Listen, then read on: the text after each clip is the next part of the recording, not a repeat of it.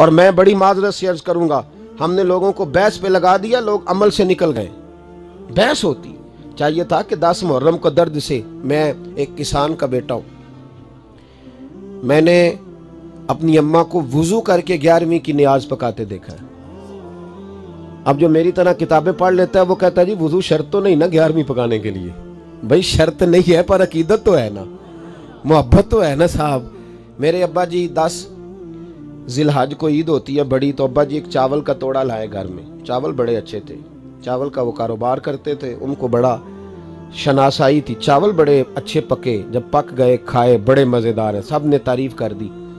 2-4 दिन के बाद दोबारा चावल पके, तो अम्मा जी चावल जब खाना दस्तरखान पे चुना गया खाए, तो वाली साहब कहने लगे वो चावल किधर है जो मैं लाया था? कहा वो संभाल दिए। कहा संभालने की क्या जरूरत, क्या जरूरत थी, पकाने तो इतने मजेदार थे। कहा चुप करे, मैंने संभाल दिए। कहा बताओ तो सही। तो वालदा कहने लगी वो मैंने संभाल दिए, 10 मुहर्रम आ रही है, मैं नबी पाक की औलाद के लिए नियाज पकाऊंगी। वो बड़े कीम, ओ भाई इन चीजों से बच्चों में मोहब्बत पैदा होती थी, उन्हें शौक चढ़ता था, उन्हें प्यार आता था। अब तो ये सौता ही खुश्क हो गया है।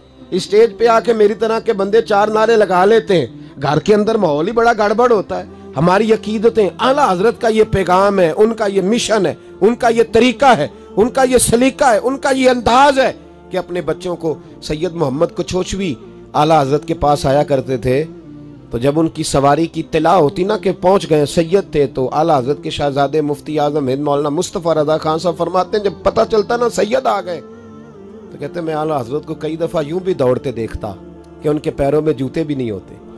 और यार तू किसी सैयद का अदब कर लिया कर, तेरी शान में कोई फ़र्क नहीं पड़ेगा, तो इज्जत वाला बनेगा। हमने तो बिल्कुल बहस का दरवाज़ा खोल दिया, ये है कि नहीं, तुझे इससे क्या गरज, अगर गलत कह रहा है तो रब जाने और ये जाने, तू बहस कर रहा है। फाज़िल बरेलवी ने समझाया कि दीन पर अमल करो, बहस ना करो, गुलामी करो।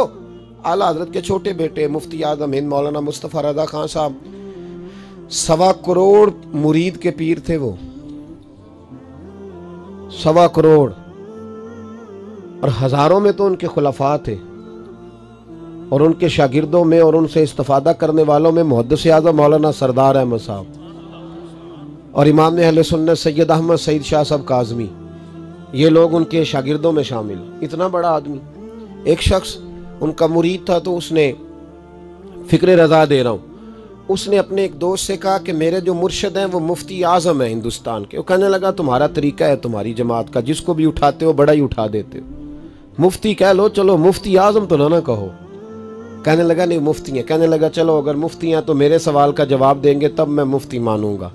अब हमारे यहाँ दीन अमल करने के लिए तो सीखा नहीं जाता, बहस करने के लिए सीखा जाता है। एक साहब आ गए थोड़े दिन पहले, कहने लगे मौलाना साहब, पीर साहब, मैं 21 उलमा से मसला पूछ चुका हूँ, मेरा हल नहीं हुआ, अब मैं आपके पास आया हूँ। आप यकीन करें मैंने हाथ बांध दिए, मैंने कहा जो 21 हल नहीं कर सके, मैं तो सबसे छोटा हूँ, तो मुझे बताएं ना, आप मेहरबानी करें 23वीं के पास चले जाएं, छोड़ें आप, क्योंकि आपका जो मसला है वो इतना दकीक है। भाई सीखने, ये मुझे शिकवा है अवाम से, बहस करने के लिए मसला सुन लो। मिशकात की हदीस है, नबी पाक सल्लल्लाहु अलैहि वसल्लम ने फरमाया जिसने इल्म इसलिए हासिल किया कि उलमा से बहस करेगा या जाहिलों पे रोब डालेगा, अल्लाह उसे जन्नत की खुशबू भी अता नहीं करेगा। खुशबू भी, जो खुशबू 500 साल की मुसाफत से लोगों को आएगी। खुदारा सीखने के लिए बस कर दे, बड़ी हो गई बहस, अब आगे बढ़े अमल करने के लिए। वो आदमी हुजूर मुफ्ती आजम के पास आ गया, कहने लगा मैं मसला पूछूंगा, अगर आपको जवाब आया, आपके पीर को जवाब आया तो फिर तो मुफ्ती आजम मानूंगा, ठीक है मेरे साथ चलो। वो हुजूर मुफ्ती आजम के पास ले आए। आपकी जो बैठक है बरेली शरीफ में, मैंने वो ज़ियारत की है, मुझे अल्लाह ने वहाँ रहने का मौका दिया कुछ अरसा।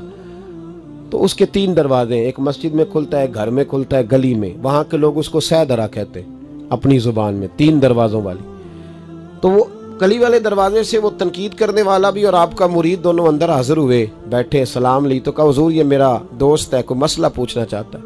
फाज़िल बरेलवी के शहजादे कहने लगे मियाँ पूछो। कहने लगा जी नबी पाक सल्लल्लाहु अलैहि वसल्लम की 4 बेटियों के नाम बताएं, शहजादियों के नाम बताएं। हुजूर मुफ्ती आजम उठे और जो दरवाज़ा घर खुलता था उससे अंदर चले गए। तनकीद बड़ी आसान होती है, तामीर बड़ी मुश्किल होती है। तनकीद तो 1 मिनट लगता है, बंदा करके गुजर जाता है।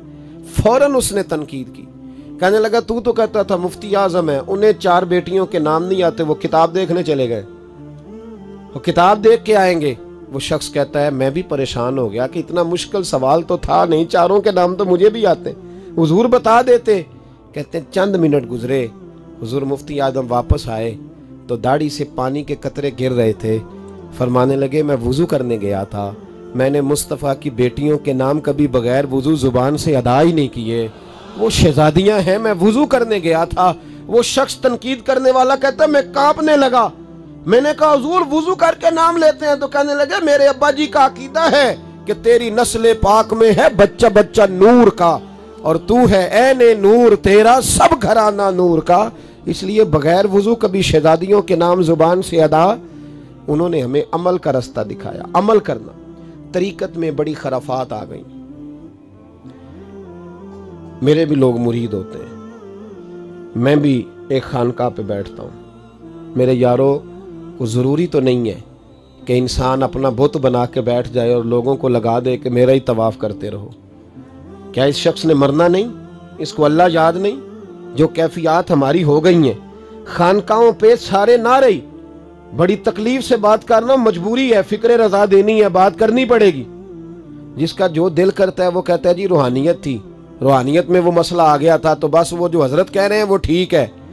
हजरत की वो बात ठीक मानी जाएगी जो रब रसूल की फर्मा बरदारी में ठीक होगी। बाकी हजरत की पगड़ी जितनी मर्जी ऊंची हो, जब तक उसे शरीयत की मोहर हासिल नहीं होगी उसकी बात नहीं मानी जाएगी। सुनो, फाज़िल बरेलवी का पैगाम दे रहा हूँ। आला हजरत रहमतुल्लाह अलैह को पीलीभीत के एक शाह जी ने दावत दी।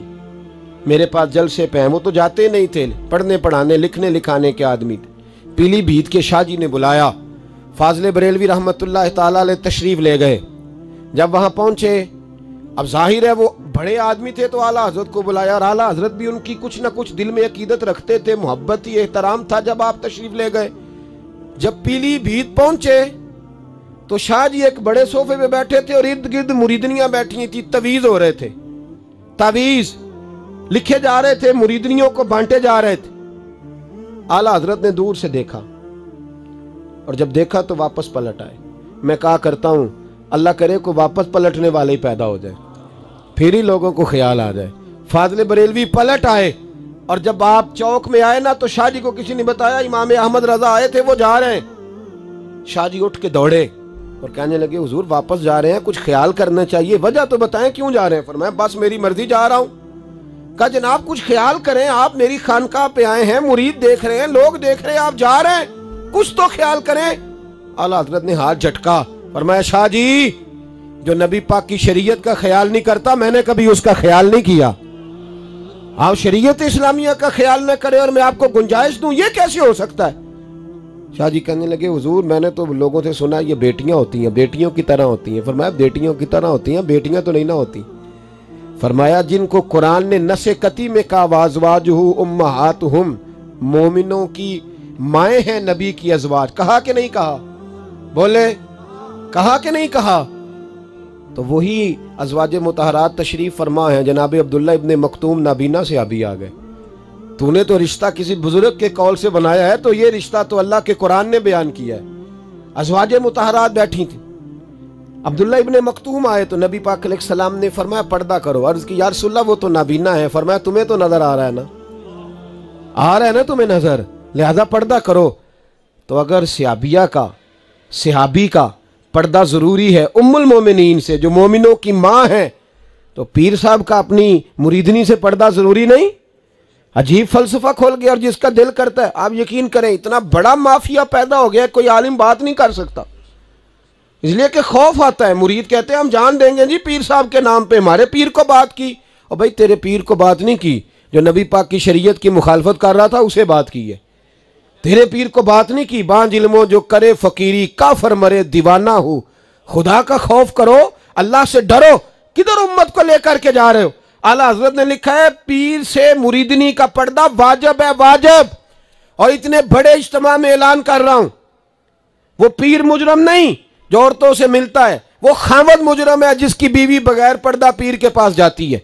वो भाई मुजरम है जिसकी बहन बगैर पर्दा पीर के पास जाती है। वो बाप मुजरम है जिसकी बेटियां बगैर पर्दा पीर के पास जाती हैं। ये कैसे हो गया? ये किस तरह करके मेरा एक इदारा है, एक बच्चा मुझे घर से कॉल आई कि बच्चा वो नहीं आया आज, बच्चियाँ वहाँ पढ़ती हैं, वो नहीं आया, कोई और आ गया।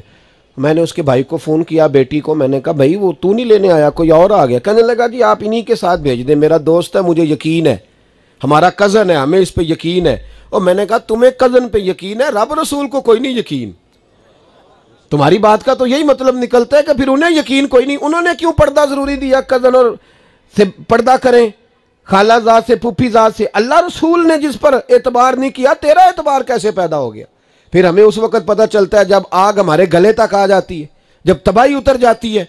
ये पर्दा दीन का हुसन है। मैंने पूरा मुहर्रम का महीना कहा है, जिसकी बेटी पर्दा नहीं करती, जिसकी बहन पर्दा नहीं करती, जिसके घर में पर्दा नहीं, वो बिस्मिल्लाह 10 मुहर्रम पे देग ना पकाए।